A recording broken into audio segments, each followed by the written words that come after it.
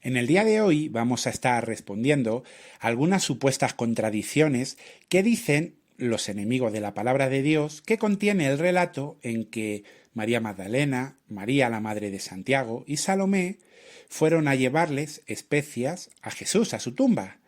Concretamente vamos a analizar tres de esas supuestas contradicciones. Ya anteriormente hemos analizado una sobre ese mismo tema, pero hoy veamos tres más. La primera es la que llaman la contradicción número 82, que plantea lo siguiente. ¿Cuándo compraron las mujeres las especias aromáticas? Y te dicen, mirar, en Marcos 16.1 pone que fue después del sábado. Y aquí nos ponen el texto. Y como pasó el sábado, María Magdalena y María, madre de Jacobo, o Santiago, como viene en otras traducciones, y Salomé compraron drogas aromáticas para venir a ungirle. Dicen, ¿lo veis? Después del sábado. Pero ellos dicen, en Lucas 23, versículos 55 y 56, dice que fue antes del sábado.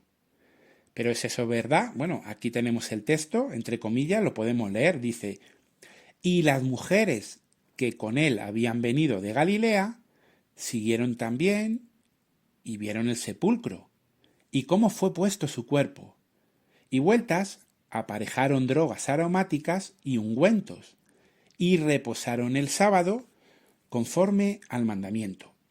Bueno, aquí no hay ninguna contradicción, no la hay. Simplemente hay personas que no saben leer, que no leen con atención los textos. Fijaros, en Marcos 16.1 se nos hablan de unas especies aromáticas que fueron compradas por las mujeres después del sábado. O sea, nos quedamos con este dato. Después del sábado compraron unas especies aromáticas. Y claro, ¿cuándo? Cuando ellas van a la tumba de Jesús y se llevan la sorpresa de que la tumba está vacía. Perfecto. Esto lo volvemos a repetir después del sábado. Ahora bien, cuando leemos el relato de Lucas 23, en ninguna parte se dice que ellas compraran especias antes del sábado.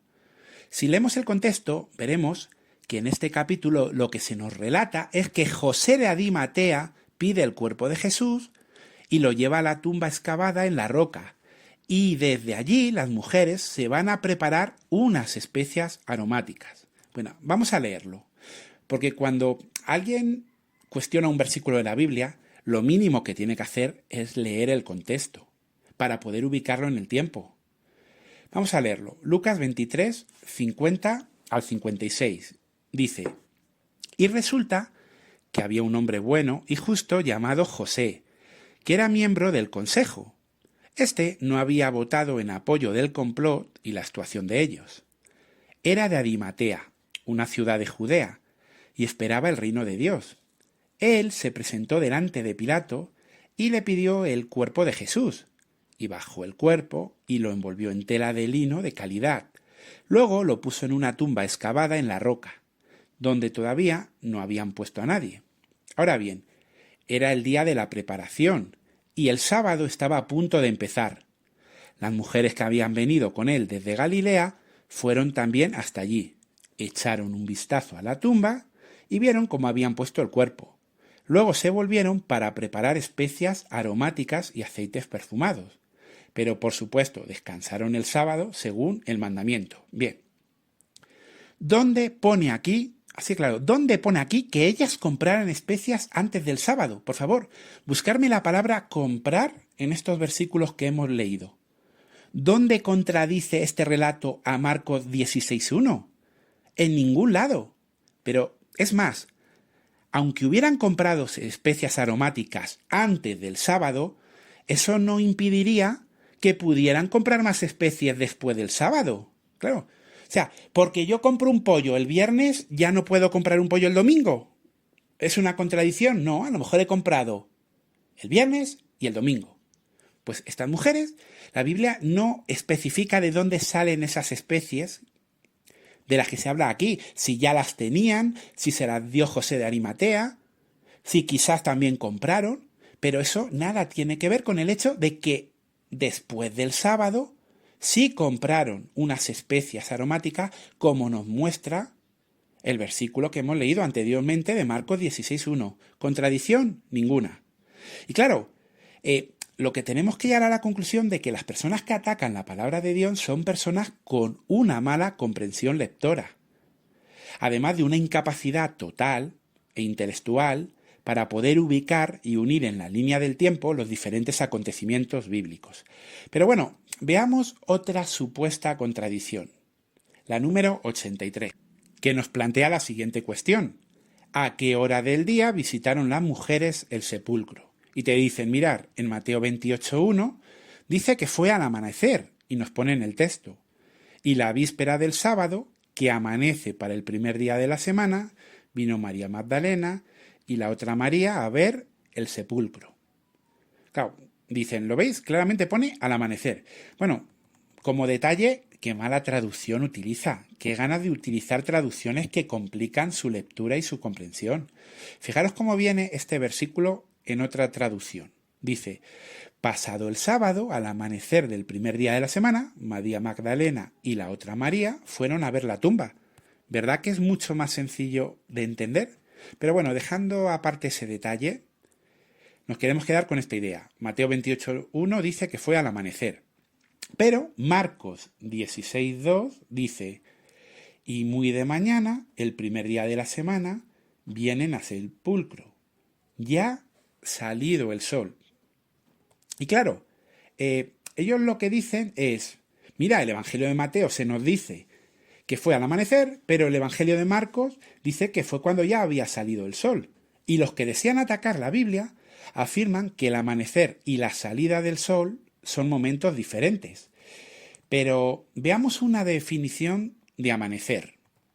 Aquí la tenéis en pantalla, dice, la palabra amanecer es el término que mayormente empleamos para indicar el momento de la salida del sol sobre el horizonte. Es decir, el amanecer es la aparición de la luz del día. De hecho, es muy interesante, porque yo he puesto esta definición, pero por curiosidad pregunté a Google, porque esta gente que ataca la Biblia ya sabemos que son alérgicos a leer, que son alérgicos a estudiar, que les da urticaria el investigar. Pero bueno, pero aunque sea, que usen el Google un poquito, si no quieren estudiar, si les da miedo los libros. Pues yo puse en Google si el amanecer es lo mismo que la salida del sol. Y fijaros en la respuesta que me dio. Sí, salir el sol es lo mismo que amanecer. ¡Wow! O sea, es que ni miran en Google, es que no les interesa la verdad, solo atacar la Biblia. También, actualmente, con las nuevas tecnologías, tenemos muchos diccionarios que podemos consultar online. Hay un diccionario que es muy interesante, que vale la pena tenerlo en físico, quien pueda permitírselo, que es el Diccionario de Español Actual de Manuel Seco. También hay páginas como archive.org, que ahí lo podemos descargar. Pero bueno, la Fundación BBVA lo tiene online y ahí se puede acceder a él. Y es interesante que si tú pones la palabra amanecer, fijaros lo que dice que es salir el sol o hacerse de día. Ahora bien, incluso aunque aceptáramos que en el idioma español, ojo, en el idioma español, si nos salimos del habla coloquial, pudiera haber pequeños matices que diferencian el amanecer de la salida del sol, tampoco habría contradicción alguna, pues los evangelios se escribieron en griego y los términos empleados en esa lengua transmiten la misma idea tanto en el Evangelio de Mateo como en el de Marcos. Por esa razón, la versión bíblica conocida como Nueva Traducción Viviente y en otras traducciones vamos a encontrar el texto de Marcos 16:2 que utiliza el término amanecer. Aquí lo podéis ver en pantalla. El domingo por la mañana, muy temprano, justo al amanecer. Otra traducción, muy temprano el domingo en la mañana, tan pronto como amaneció. Y es que en el griego había muchos términos y muchas maneras de describir el amanecer. Y los traductores, cuando lo vierten, pues a veces lo vierten de una manera literal y ponen amanecer. Otras veces lo ponen de una forma que se entienda, porque uno de los términos que hay para decir que amanece en el griego, ellos decían cuando el sol ha empezado a salir. Y entonces algunos traductores, en lugar de poner cuando el sol ha empezado a salir, dicen amanece. ¿Pero aquí hay contradicción alguna? No. Aquí nuevamente lo que hay es un desconocimiento total y absoluto de la palabra de Dios. Un desconocimiento total y absoluto de las lenguas en que se escribieron estos textos. Que hoy por hoy no hace falta ser un maestro de griego para saber qué significa una palabra en griego. Para eso tenemos los diccionarios, las interlineales. Hoy en día solo hace falta un poquito de interés, pero ellos el interés no lo tienen para conocer la verdad, sino para atacarla, porque necesitan justificar sus libros satánicos, el Corán, el libro de Mormón, los cuales esos libros atacan la palabra de Dios. Pero bueno, vamos a ver una supuesta contradicción más, la número 84. Y tenemos que decir que esta es una de las contradicciones más absurdas que puede haber. Fijaros, dicen, ¿con qué propósito fueron las mujeres al sepulcro? Y dicen, mirad lo que pone Marcos 16:1. Y como pasó el sábado, María Magdalena y María madre de Jacobo y Salomé compraron drogas aromáticas para venir a ungirle. Y claro, y ellos dicen, ¿lo ves? Vinieron para ungir el cuerpo de Jesús con especias. Ese fue el motivo. Pero Mateo 28:1 dice otra cosa diferente. Y la víspera del sábado, que amanece para el primer día de la semana, vino María Magdalena y la otra María a ver el sepulcro. Fijaros, aquí dice que fueron a ver el sepulcro. O sea, nada es mencionado acerca de las especias. Y Juan 21 dice, el primer día de la semana, María Magdalena vino de mañana, siendo aún oscuro al sepulcro. Sin motivo especial, dicen, no pone ni para qué fue. En este evangelio se envolvió a Jesús en especias antes del sábado. Bueno, eso ya lo hemos respondido. Pero lo que ellos plantean es, ¿con qué propósito van? ¿Van para ungir el cuerpo de Jesús? ¿O van para ver el sepulcro? ¿O simplemente no fue para nada? Bueno, esto es lo más absurdo y lo más tonto que he podido oír en mi vida. O sea, yo creo que no pueden ser tan tontos. O sea, no se puede ser tan tonto en la vida y perdonar la palabra. La Biblia las cosas las llama por su nombre. De hecho, hay varios proverbios que habla que el estúpido en su corazón ha dicho no hay Jehová y de ahí no lo sacas. Esto no se puede ser más tonto. ¿Para qué fueron? Para ambas cosas. O sea, tú no puedes ir a un sitio con varios objetivos, solo puedes ir por uno. Mira, yo hace varios años hice un viaje. Hice un viaje a Marruecos. A ver, ¿a qué fui a Marruecos? Pues yo cuando hablaba con mi padre decía, ay papá, que voy a ir a Marruecos, que tengo muchas ganas de visitarlo y quiero ver la capital y quiero ver Marrakech, la arquitectura de allí y quiero ver la cultura, tengo muchas ganas de verlo. Vale. Pero con los hermanos de mi congregación, para aquel entonces yo estaba en una congregación de habla árabe, me decían, oye, ¿cómo vas a ir para Marruecos? Ah, pues mira, porque tengo ganas de practicar el idioma. También hice un viaje a Egipto con la misma intención, para practicar el idioma. Para aquel entonces lo estaba estudiando, ya por desgracia he olvidado parte de él, pero lo quería practicar. Y entonces ahora alguien viene y dice, oye, eres un mentiroso, a tu padre dijiste que ibas para visitar el país, para hacer turismo, y aquí estás diciendo que vas para aprender el idioma, para practicarlo. No soy mentiroso, no hay contradicción, voy para ambas cosas. Lo que pasa es que yo no tengo que dar todos los detalles a todo el mundo. Destaco lo que quiero, lo que le puede interesar a las personas. Yo si voy a un compañero de trabajo y me dice, ay, ¿qué hiciste en Marruecos? Pues le voy a contar, pues visité tal ciudad, o fui acá, o fui allá. No le voy a estar contando algo que no le interesa, como que a lo mejor me llevé publicaciones para poder predicar, porque a eso a él no le interesa. Pero, claro, la gente va con varios objetivos.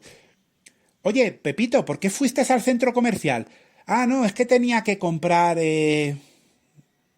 un pantalón. Ah, vale. Y ahora llega otro amigo. Oye, ¿qué hiciste en el centro comercial? Ah, pues mira, estuve viendo una película en el cine. Igual, está mintiendo. No.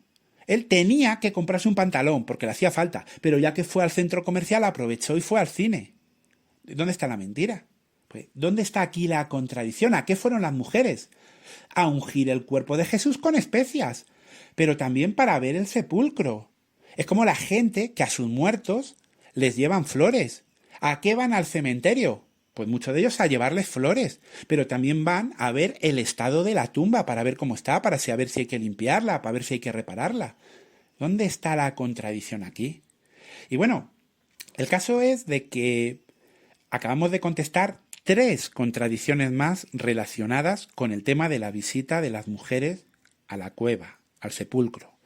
Anteriormente ya vimos otra, pero esta gente que odia la palabra de Dios y que hasta cierto grado odian a las mujeres, sí.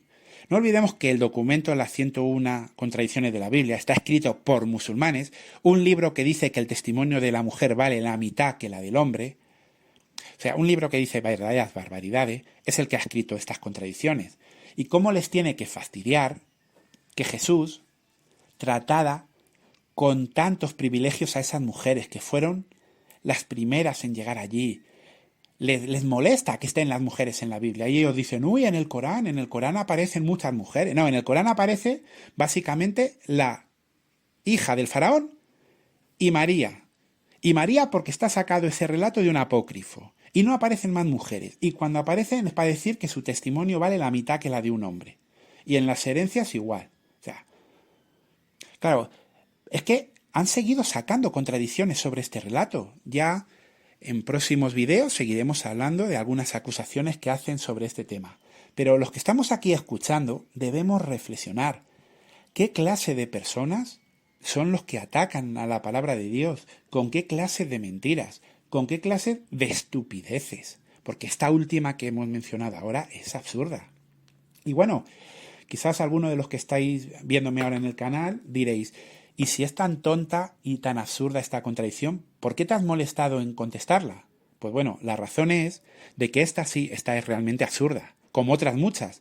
Pero entre las 101 que ellos dicen que hay algunas que sí son complejas de responder y que incluso hay que ir a los idiomas originales para poder dar una explicación.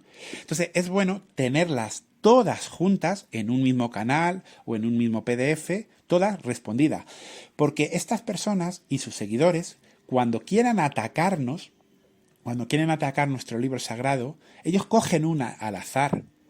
Y no sabemos cuál van a coger, si van a coger la más fácil o la más difícil. Entonces es importante tener la respuesta a todas. De hecho, cuando acabemos esta serie que estamos haciendo de video respondiendo a las 101, si aparece alguna supuesta contradicción más, aunque no esté numerada, la vamos a ir respondiendo, porque queremos tener en el canal una respuesta a todas esas supuestas contradicciones. ¿Por qué? La Biblia nos anima a que siempre estemos listos para dar una respuesta a todo aquel que nos la pide.